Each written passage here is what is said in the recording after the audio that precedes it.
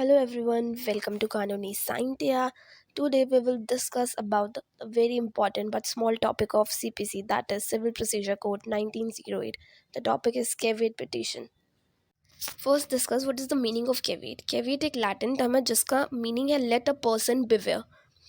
Basically caveat is a precautionary measure taken by a person who is worried that someone will file a case against that person in a court.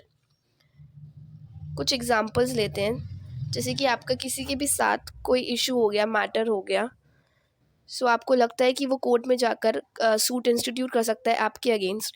सो आप court में पहले ही notice serve कर देंगे कि जब भी वो case matter institute किया जाए, सो कोर्ट आपको नोटिस कर दे कि आइए और केस लड़िए अब।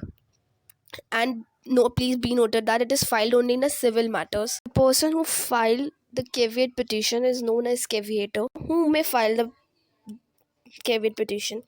Anyone who believes that civil litigation has been filed or is about to be filed against him, then he may file the civil caveat petition. In the code, the Civil Procedure Code, the word caveat has not been defined, but the code defined the word caveat in the case of Nirmal Chand versus Girindra Narayan.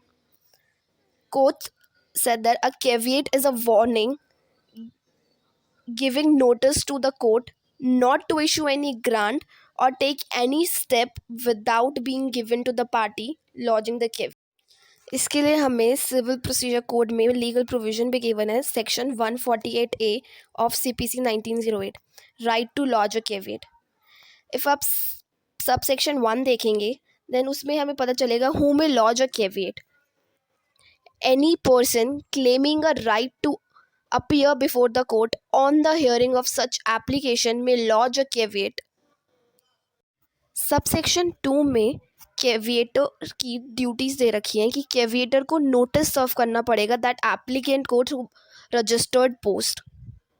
Subsection 3 में court की duty given है, जब भी caveat lodged हो गया subsection 1 में, उसके बाद कोई भी एप्लीकेशन फाइल्ड होती है उस सूट या प्रोसीडिंग से रिलेटेड, तो कोर्ट नोटिस सर्व करेगा उस एप्लीकेशन को लेकर ऑन द कैविएटर.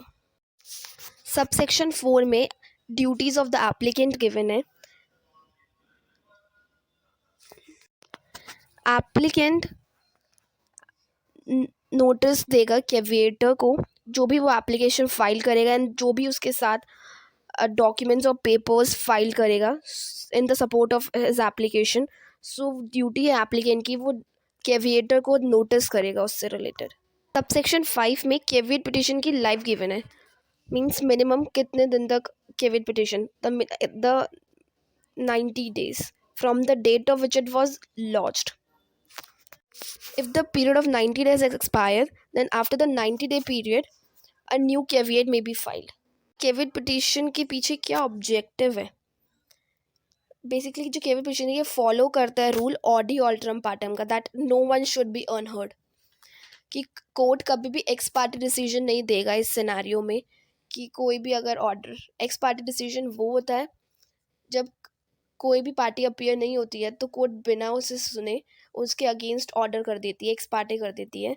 सो कैविएट डालने का बेसिक ऑब्जेक्टिव यही है कि एक्स पार्टी डिसीजन नहीं लिया जाएगा. Please be noted that a third party or a complete stranger or a someone who has no interest in the matter can not file a caveat. I hope you like this video and get some information.